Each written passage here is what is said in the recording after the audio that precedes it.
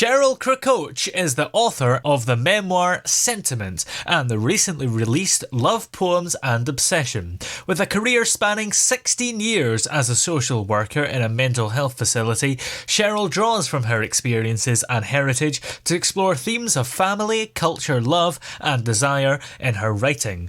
And Cheryl joins us now over the phone. How are you today? Fine. So, what was it that inspired you to write your memoir? After my father passed away, I was ill at that time, and so anyway, I just decided that I was going to write about our family history, and my father was quite an eccentric character. He was a physician, and we started out. Well, his parents were immigrants from.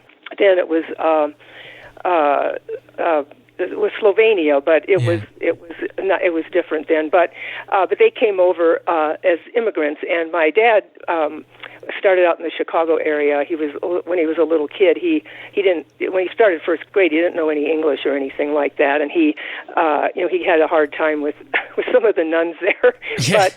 But he was a very kind of a character and just loved life, and he was madly in love with my mother after he married her, and when they were both in their early 20s, and my family just I was always so intrigued by how the family dynamics were.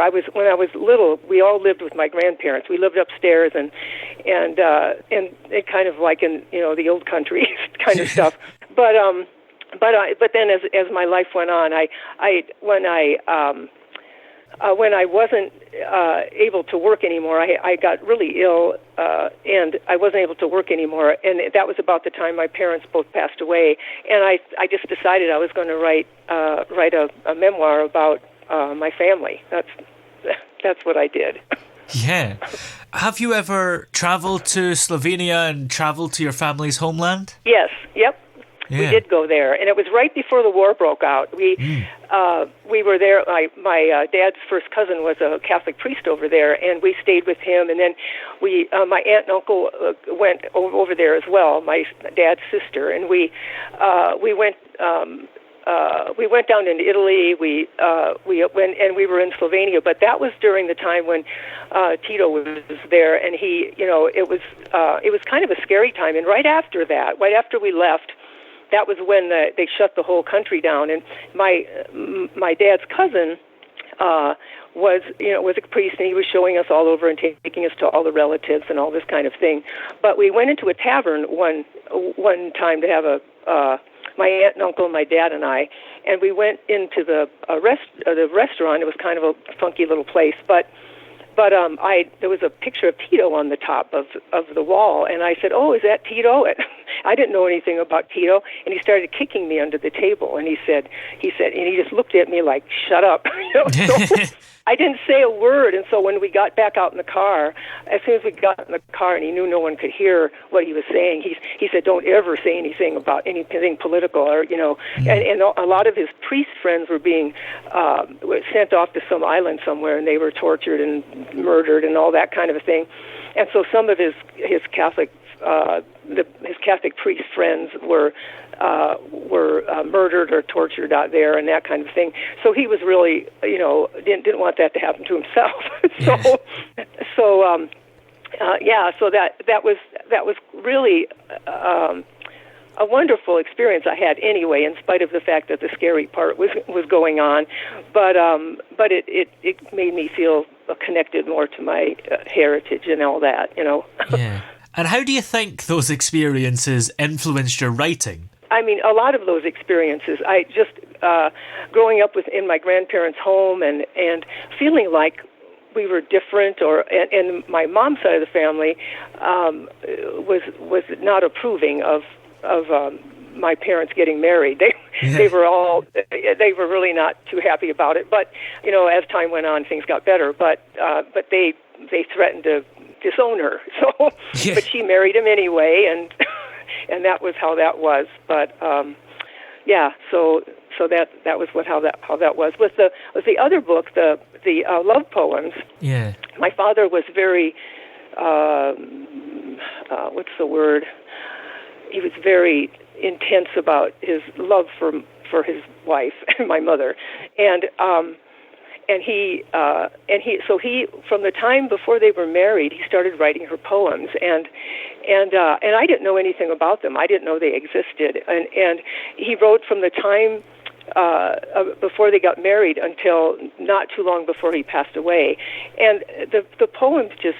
They were just unbelievable to me. I found them. I was looking for some things from my brother for the sentiment book, and he had this safe, and he had a bunch of stuff that had been thrown in there from my parents after they passed away, and I found these handwritten poems, and I just was so amazed by all those years that he wrote these beautiful poems, and a lot of them were his feelings of inadequacy where she was concerned, or a little bit of fear about whether she approved of him or not, and there was just this these poems that he wrote her for years, from the time before they were married until they were close to death, and so his poems just had a lot to say about his immigrant background, about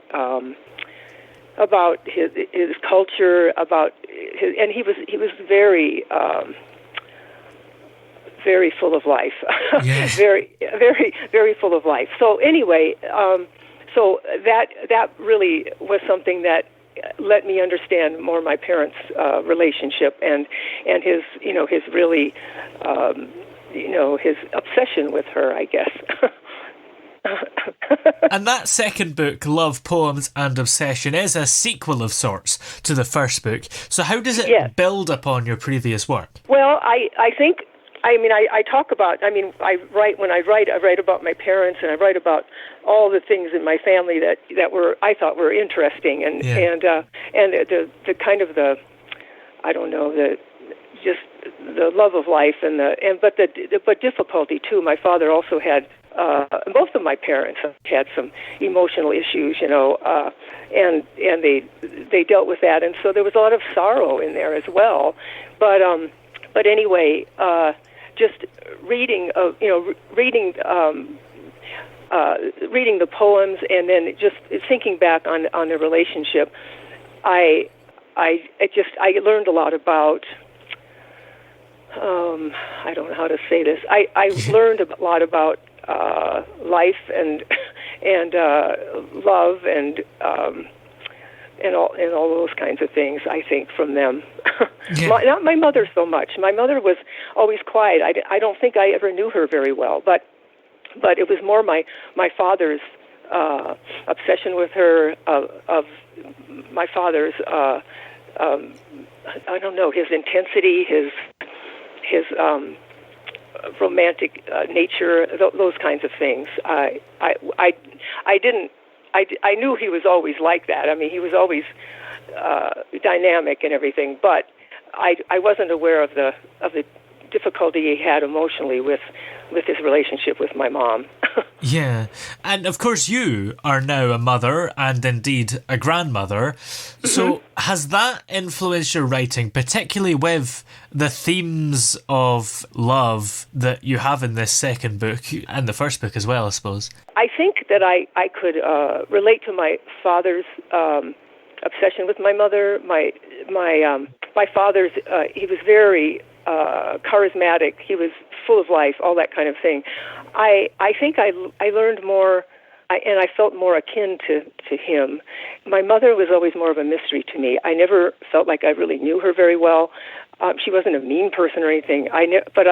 She was quiet. She was an introvert, but it's my father's side of the family that I really was more attracted to, and my grandmother was just she was, as an example, when we still lived with them, she never drove or anything, but she would walk down to the butcher shop down, and we were living with them at the time. We all lived upstairs. I mean, we lived upstairs and they lived downstairs, and so I was a little girl, and she took me to the butcher shop, and she was not going to let anybody get the best of her. She never was. I mean, she was so funny, and so she told me all about the old country when I was just a little girl.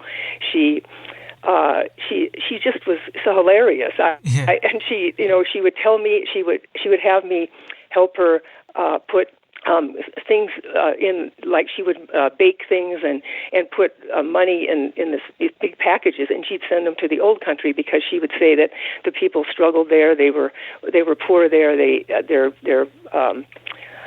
The politics were not so good then, and the people just really struggled there. But she was always so generous about things like that. But anyway, sometimes she would take me to this butcher shop, and so she would want to order something or other, and so he would try to give her this kind of crummier stuff, and so she had her accent, she had her accent, and I just remember she said, "Oh, that's garbage. I want your," and then she pointed something. She said, "This is what I want," and so she was just hilarious, and she was just. My dad called her a bulldog. He said no one gets the best of her. So that's kind of how she was. And one time, she took me to Chicago. She would take me into Chicago. And when I was just a little girl, I was 4 or 5 years old, and she would take me, shopping, and we'd look around at Christmas time and things like that, But so she went into the bathroom. She had to go to the bathroom, so she was sitting on the toilet, and I was sitting there waiting for her, and somebody went above the stall and then grabbed her purse and ran off with it, and it had money in it. So she was so mad that she jumped out of the bathroom and she ran after this woman, but she never could get a hold of her. But she was like that. She just was funny and just wonderful. I just thought she was so great. But and my grandfather, her husband, was quiet, and he'd been in the war. He'd been in the First World War, and he was in a concentration camp. They caught him, and they would, he was in there, and they were starving in there. It was the fascists against them. They were, and he was in that prison camp, and he escaped, and they thought that he was going to get killed, but they just brought him back, and they didn't kill him, but they would take bread and they would pee on it, and then they'd throw it in the cells wherever they had them, and that's all they had to eat. And that's the kind of stuff that he went through. And so he was quiet a lot of the times. He cried easily. He had gone through these terrible times and everything. So he was a nice man. And every time we'd come and visit, because we came out to Oregon, and then we would always fly back and visit my relatives in the Chicago area, and he would, and so makes me tearful almost. But he, so we would come and we'd go visit him and stuff. And so when we were ready to leave, he'd always hide, and he didn't want to have to say goodbye. So my grandmother, she would always haul them out. She would always haul them out and say, you're going to say goodbye to your grandkids. You're going to say goodbye. So she'd haul them out there, and then he'd have to say goodbye. But he could never tolerate very easily having to say goodbye, because he never saw his family again that were in the old country anymore. So anyway, that's what he was like. Well, have you got any future writing projects on the way that you've got in the works at the moment? No, nothing else. Nope, not right now. Okay. Well, in the meantime, where are we able to find your first book, Sentiment, and the second book, Love, Poems and Obsession? They're both there. In fact, I was just reading a few of them. Today I was just looking at them a little bit, because my dad And when I first found them at my brother's, I couldn't believe it. I had no idea that he'd written those things, and so anyway, I just used the poem, and then I'd have commentary about the poem and how it affected me. How I would kind of add some things because I knew my parents pretty well, especially my father. But he was a romantic. He was just obsessed with her, and I never had any kind of inkling about what their relationship was like until I found the poetry book or the poems, not the book. It wasn't a book then. It was just all these pages and stuff. But I was just enlightened by the ability to have read these, and I didn't know they existed until after my parents were both dead. But there they were. So it was a gift for me to have read them. Well, many thanks for talking to us today. It's been great to have you on, and hopefully you will have more books on the way soon. Okay. Well, thank you for doing this interview. Okay. Bye.